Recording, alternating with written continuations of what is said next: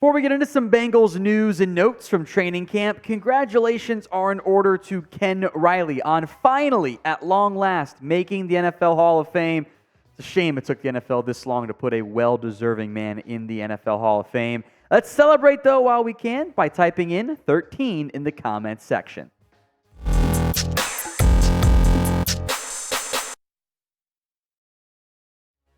Some more training camp takeaways for you guys. Done this a few times, but there's always more stuff going on because training camp keeps going on. We'll begin with multiple injury updates for Cincinnati, most of them landing in the pretty good in terms of, hey, there's an injury update, but at least it's not season-ending or anything along those lines here. First up is latest on Charlie Jones. He is listed as day-to-day with an apparently minor shoulder injury. Made a great highlight reel catch along the sideline, landed on that shoulder. Seems like he'll be okay. We'll see when he's out there next, but shouldn't impact him at all for this season.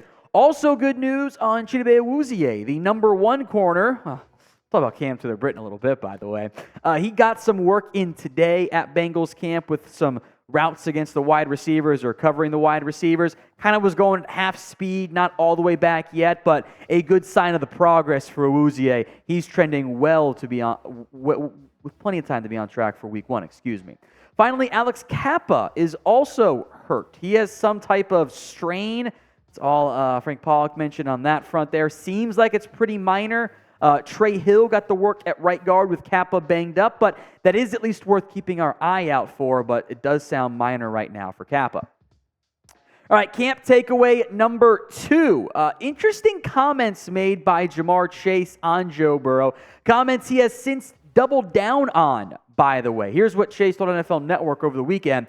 I told him that with all honesty, I don't want him there in reference to week 1. Same thing with me last year. I sat out an extra game just to let my hip heal all the way up, and you don't want to cause no other problems later on in the season. I told him as long as you're there after week 5 and on, we are good. Chase's overall point here isn't wrong. Being ultra cautious is what should be done. And Chase made the comment, he doesn't want anyone in Burrow's ear telling him things, oh, you got to be back by this time or something bad will happen. Chase's point is correct. Be patient. Be cautious. Back by week 1 is the expectation for Joe Burrow and the Bengals as things sit currently. However, you always want to be cautious. I doubt we'll see him at all in August. Maybe he gets back going again in September or maybe late August from that perspective. But there's no reason to rush Joe Burrow back because even if he misses week 1, which I don't think he's going to, that's okay as long as he's healthy for week 1 of the playoffs. So will Joe Burrow play in week 1 this year? Y for yes, N for no. I'm going to go with 1 for yes, or Y for yes in week 1. But get those predictions in for me at the pinned comment of today's show. If the ad comes here on YouTube, take advantage of it. Head down there and let me know. Wanted to spend time on 2 spots we've spent a little bit of airtime on. The wide receiver room, then corners after that. I am impressed with the depth that this Bengals team has at the current moment at wide receiver. We mentioned Trenton Irwin on a video earlier this week. He seems on path to wide receiver 4.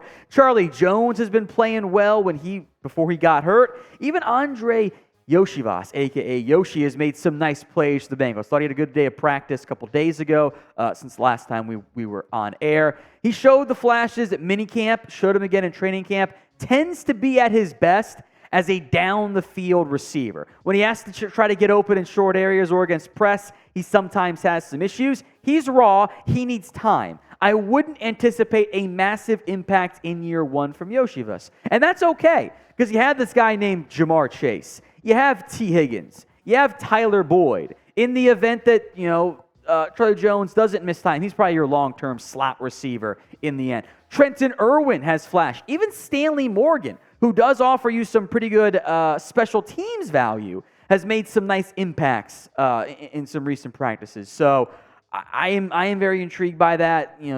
Jackson's got some speed. Taylor offers special teams value. So we'll see what happens on that front. Today's show is made possible by our sportsbook partner. That is BetUS. When you use promo code CHAT125 at chatsports.com/bet, they're going to give you free money to bet with, $125 when you put down at least $100 and then, scaling to match the 125% deposit bonus. You can bet on the preseason or maybe put down $5, $10, $15 on the Bengals to win the Super Bowl this year. Plus $1,000.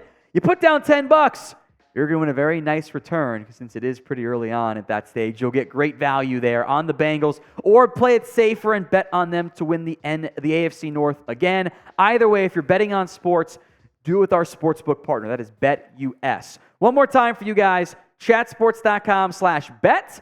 Promo code CHAT125 gets you a 125% deposit bonus when you use promo code CHAT125. Again, check out BetUS.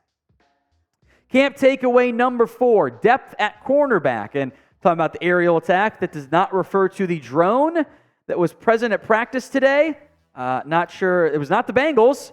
Maybe Bill Belichick was trying to get some information. Who knows? Anyway, the cornerback depth I'm intrigued by. And I'm most excited about Taylor-Britt, the product out of Nebraska, who continues to have a very strong camp. When he's going up against the top players, Chase Higgins, he's holding his own. When he's going up against players not named those two, he's basically shutting them down. With Awuzie banged up, it's been iron sharpens iron with Taylor-Britt getting chances against top receivers and looking good even in one-on-ones. Remember, those drills are not normally designed to benefit the DBs. Those are all offensive drills. And Taylor-Britt has played well. Sidney Jones has gotten reps with the ones. DJ Taylor has as well.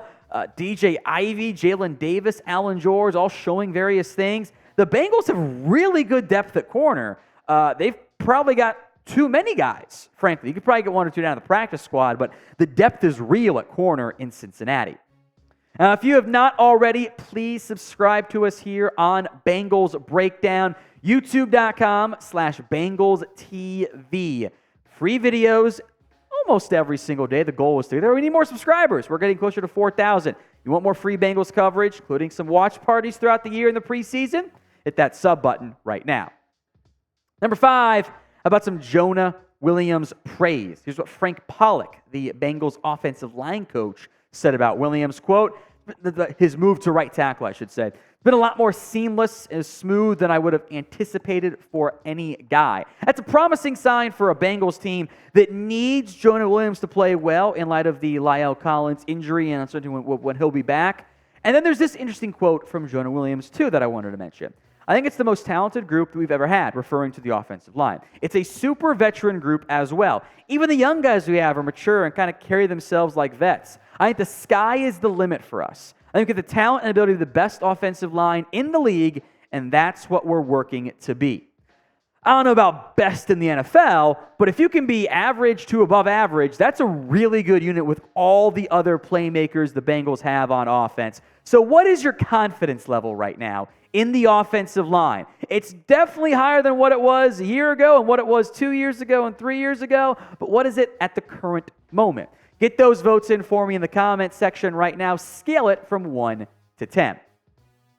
Perhaps the biggest amount of the uncertainty is just kind of with where things sit on the offense, or Jonah Williams, excuse me.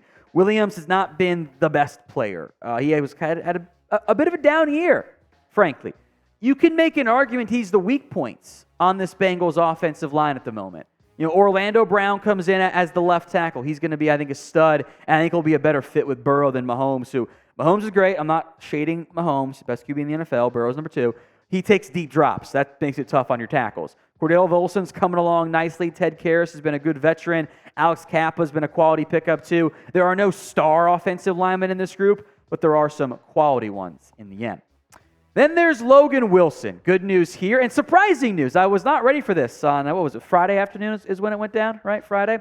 The Bengals and Logan Wilson have agreed and now signed a contract extension, keeping Wilson as part of the Bengals core for the next several seasons. It's a 4-year, $37.25 million deal. Gets him just under $9.5 million per year.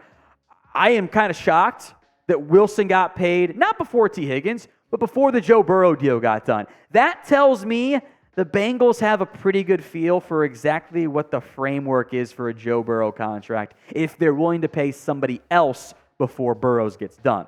So grade the Logan Wilson contract extension. A, B, C, D, or F.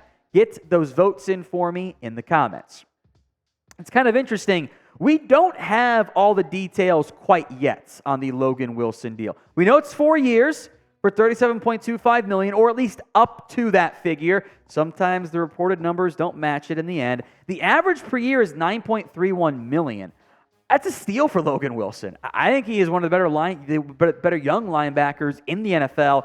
Are you telling me that Roquan Smith is double the caliber of player? Because I don't think he is. I think you make an argument Wilson's better than Roquan Smith, or at least close enough that it's not worthy of being a $9 million difference, or almost over $10 million there. So I love the deal for the Bengals and for Wilson.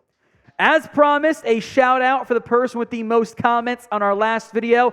Jamar Chase won. Not the actual Jamar Chase, mind you, but congrats for the most comments. We really do appreciate it.